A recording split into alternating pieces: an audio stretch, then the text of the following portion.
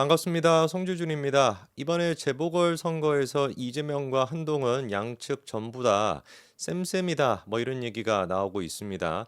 이재명 같은 경우는 조국혁신당을 상대로 해서 그래도 두 군데를 사수할 수가 있었고 한동훈 대표 같은 경우는 인천 강화나 부산 금정이나 두 군데 중에 한 군데라도 혹시나 이거를 민주당한테 내주게 되면 어떤 그 지도력이나 이런 것들에 큰 타격이 있을 것이다. 그리고 또 심지어 일각에서는 대통령과 관련돼 있는 사람들이 그런 거를 또 바라고 있다. 뭐 이런 얘기까지 있다 보니까 결과적으로 일단 양측 전부 다 두 군데를 사수하다 보니 이재명은 조국을 상대로 그리고 한동훈 대표 같은 경우는 민주당을 상대로 그리고 또 친윤계를 상대로 해가지고 어느 정도 선방했다. 이렇게 이제 우리가 볼 수가 있겠죠.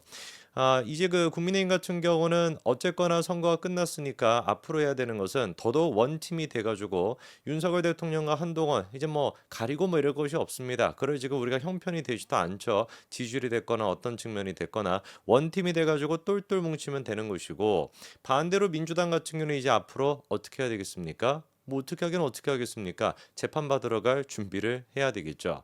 이재명 같은 경우는 11월 달에 이제 11월 15일 그리고 또 25일에 걸쳐 가지고 선고가 두 번이나 지금 예정이 되어 있습니다. 14일 같은 경우는 김혜경 씨에 대한 선고까지도 하필이면 이제 또 박종호 부장판사가 그 날로 잡아 가지고 부부가 나란히 이제 선고를 받게 되는 고 지금 지경인데 11월 달에 이재명의 운명이 결정이 될 것이고 동시에 민주당의 운명도 결정이 될 겁니다. 그러니 제가 매번 말씀을 드리는 것처럼 우리는 그냥 뭐 하면 되는 거예요? 우리끼리 안 싸우면 됩니다. 우리끼리 안 싸우고 원팀만 돼 있더라도 충분히 이길 수가 있죠.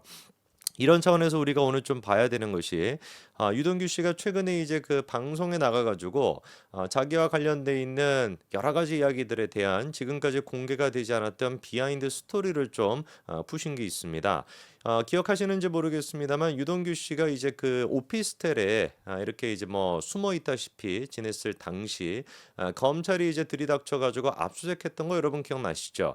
그때 이제 그 복도부터 시작해 가지고 CCTV 영상까지도 막 공개가 되고 그렇게 했었는데 그런데 그때 이제 유동규 씨가 보였던 반응이 뭐였습니까? 휴대전화를 갖다가 그냥 던져버린 거였단 말이에요.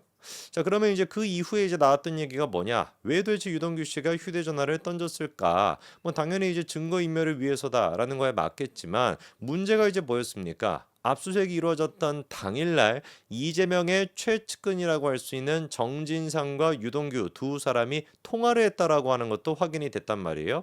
그때 이제 나왔던 얘기가 뭐였냐? 문을 갖다가 잠궈 놓고 검찰이 이제 그 수사관이 진입하는 거를 막아 놓고 휴대전화를 갖다가 오피스텔 창밖으로 던져 버렸는데 하필이면 이게 문제가 뭐였던 거예요? 길을 지나가던 50대 남성이 그 휴대전화를 갖다가 확보를 하고 이거를 갖다 무슨 뭐 당근마켓에 내놔가지고 팔아버렸던 것이 아니라 나중에 이거를 경찰에게 되돌려줬거든요. 그래서 그 휴대전화를 갖다가 포렌식을 해보니까 딱 압수수색이 이루어지는 날 아침부터 시작해가지고 누구랑 통화가 이루어졌다는 거예요. 정진상과 통화가 이루어졌다는 겁니다.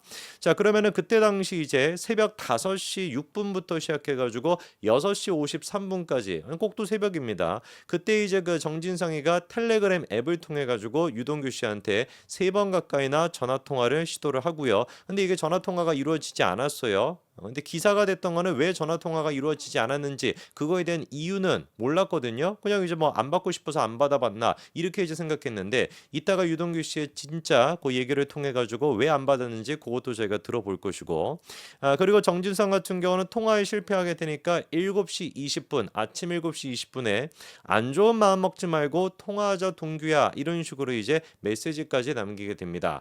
여기서 지금 정진상이 얘기했던 안 좋은 마음이라는 게 무엇을 뜻하는 것일까요? 아무래도 극단적인 선택을 뜻하는 것 같은데 도대체 실제로 유동규 씨 같은 경우는 압수수색이 이루어지기 직전에 극단 선택을 시도하려고 마음을 먹고 있었습니다. 그리고 그 얘기도 이따가 저희가 들어볼 것인데 질문이 드는 것은 정진상이가 어떻게 유동규 씨가 그렇게 압수수색 직전에 극단 선택을 시도한다라는 걸 알고 있었을까라고 하는 부분이겠죠. 누구한테 그 얘기를 듣고 누구한테 도대체 그거를 알고 있어가지고 당일날 유동규 씨가 급작스럽게 결정했던 그 내용에 대해 가지고 안 좋은 마음 먹지 말고 이런 이런 얘기를 정진상이가 할 수가 있었던 것일까요? 압수수색이 이루어지기 또 전날 같은 경우도 당일까지 정진상 같은 경우는 아이폰이 아이폰끼리 또 통화를 하면은 페이스타임이라는 것으로 통화를 할 수가 있는데 이거는 또 흔적이 남지 않는다라 그래요. 8차례나 연락을 시도를 했었고 결국에 이제 아침 8시 8분에 페이스타임으로 7분 동안 유동규 씨랑 전화 통화가 이루어지게 됩니다. 그리고 그 전화 통화에서 유동규 씨한테 휴대전화를 던져라. 압수수색이 온 것 같다라고 유동규 씨가 얘기하니까 빨리 그거부터 던져라라고 얘기했다라고 하는데 일단 지금까지 제가 쭉 개략적인 거는 말씀을 드렸습니다만 구체적인 내용들 그리고 또 비하인드 스토리는 또 무엇이 있었는 것인지 유동규 씨 얘기를 직접 한번 여러분들이 영상으로 보시죠.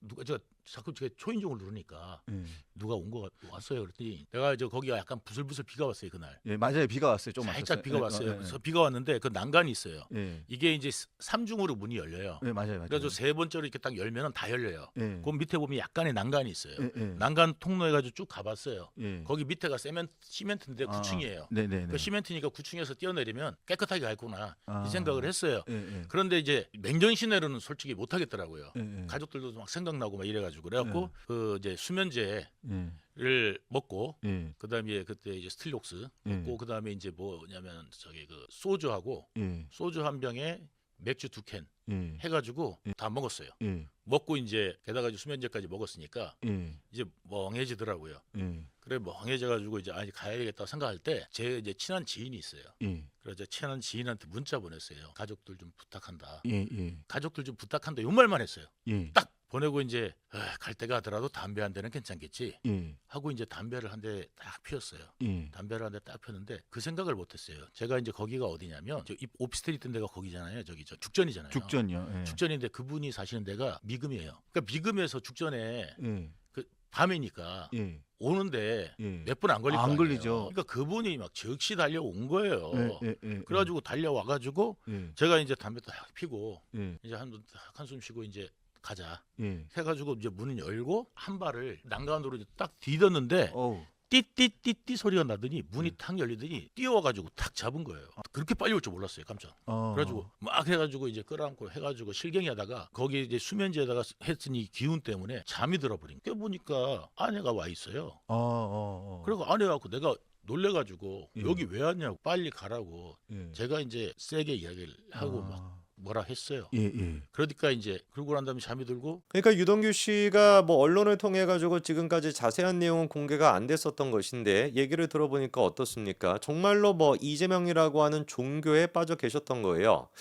본인 스스로도 지금은 이제 내가 어떻게 그렇게 빠져 있었지라고 이해가 안 되지만 그때는 정말로 이재명이라고 하는 한 사람을 위해 가지고 내 목숨 하나 던지겠다라고 하는 각오가 있었던 거죠. 그러다 보니까 내가 그냥 안고 가겠다. 내가 그냥 안고 그냥 떠나면은 어쨌거나 뭐 이재명은 살아남을 수가 있으니까 내가 그 정도까지 각오하겠다라고 했다가 이제 그 지인한테 가족을 부탁한다라는 메시지 하나를 했다가 그 지인분께서 바로 이제 달려가 가지고 유동규 씨를 이제 붙잡고 결국에 저렇게 남아 계실 수가 있었던 것인데 추가적으로 이제 그 유동규 씨가 정진상이랑 통화했던 내용 그러니까 정진상이가 극단 선택을 이렇게 시도한 직후에 이제 통화가 또 이루어지게 되는데 전화는 당연히 받을 수가 없었겠죠. 그렇죠? 저는 지금 난리가 나 있었으니까. 근데 그 난리 이후에 정진상과 통화가 되게 되는데 그 통화 내용은 무엇이었던 것인지 그리고 또 구체적으로 뭐라고 지시를 내렸던 것인지 비하인드 스토리도 직접 한번 여러분들이 들어보시죠. 정진상 전화 때문에 깬 거죠.